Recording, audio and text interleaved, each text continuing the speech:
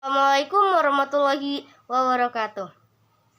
Yang saya hormati Ibu Wulandari MBA selaku dosen pengampu mata kuliah Perekonomian Indonesia dan teman-teman saya yang saya banggakan. Puji syukur marilah kita panjatkan kehadirat Allah Subhanahu wa taala dan sholawat serta salam marilah kita tercurahkan kepada Nabi besar Muhammad sallallahu alaihi wasallam. Sebelumnya, saya dari kelompok 4 izin memperkenalkan diri, nama Hurul Ain, Prodi Manajemen BR1.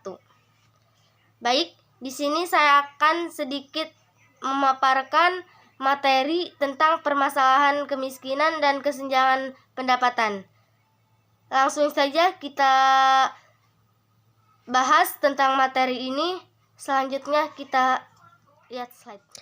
Untuk table of contents-nya sendiri, yang pertama ada permasalahan pokok, yang kedua hubungan antara pertumbuhan ekonomi dan kemiskinan, yang ketiga analisis empiris, yang keempat tujuan pembangunan milenium, dan yang kelima kebijakan anti kemiskinan.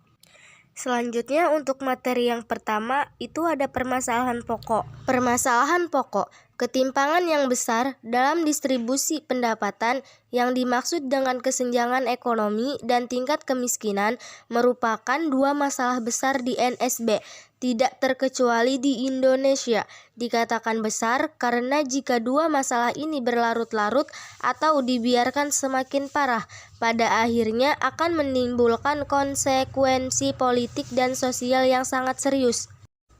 Baik, untuk materi yang kedua ada hubungan antara pertumbuhan ekonomi dan kemiskinan.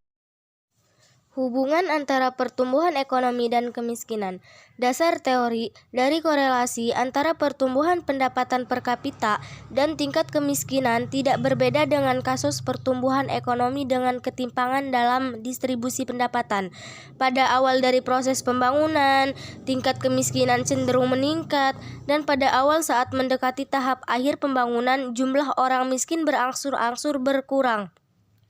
Faktor-faktor yang mempengaruhi tingkat kemiskinan antara lain, yang pertama pertumbuhan pendapatan, yang kedua derajat pendidikan tenaga kerja, dan yang ketiga struktur ekonomi. Untuk materi yang ketiga ada analisis empiris. Analisis empiris. Sudah cukup banyak studi empiris dengan pendekatan analisis lintas negara yang menguji relasi antara pertumbuhan ekonomi dan kemiskinan. Dan hasilnya menunjukkan bahwa memang ada suatu korelasi yang kuat antara kedua variabel ekonomi makro tersebut. Akhir-akhir ini juga cukup banyak studi yang mencoba membuktikan adanya pengaruh dari pertumbuhan output sektoral terhadap pengurangan jumlah orang miskin. Dengan kata lain, kemiskinan tidak hanya berkorelasi dengan pertumbuhan output agregat atau PDB atau PN, tetapi juga dengan pertumbuhan output di sektor-sektor ekonomi secara individu. Studi dari Revlondat dengan memakai dari India menemukan bahwa pertumbuhan output di sektor-sektor primer, khususnya pertanian, jauh lebih efektif terhadap penurunan kemiskinan di perdesaan maupun perkotaan. Untuk materi yang keempat, tujuan pembangunan milenium.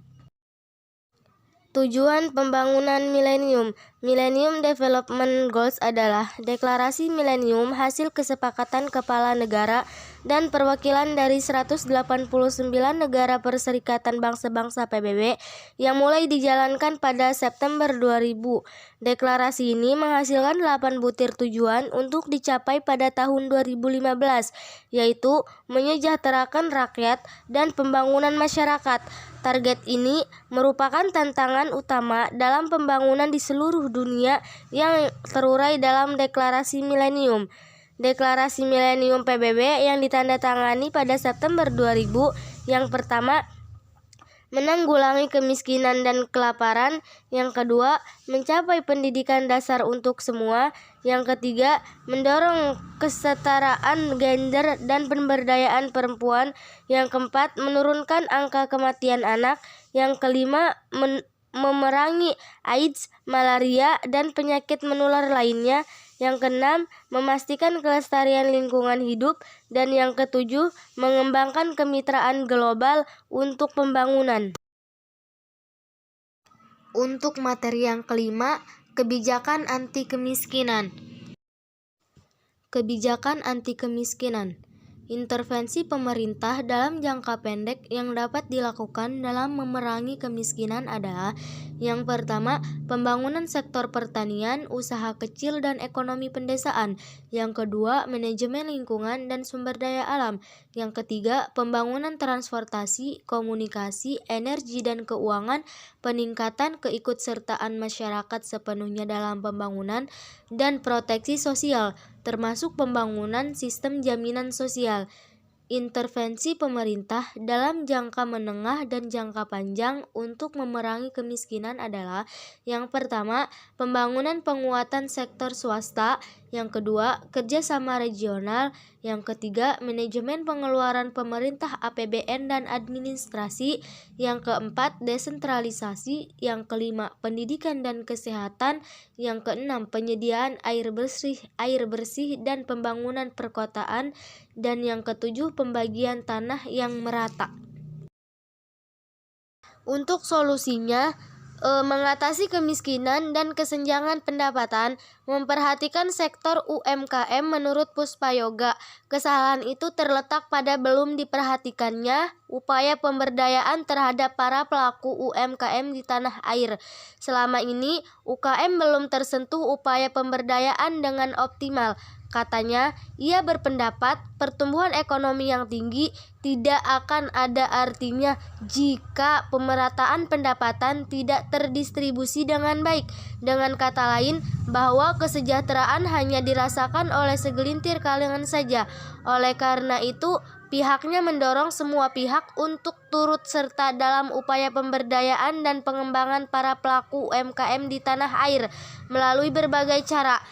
Pihaknya sendiri salah satunya mengembangkan skema kredit usaha rakyat untuk para pelaku usaha mikro dengan suku bunga 9% per tahun.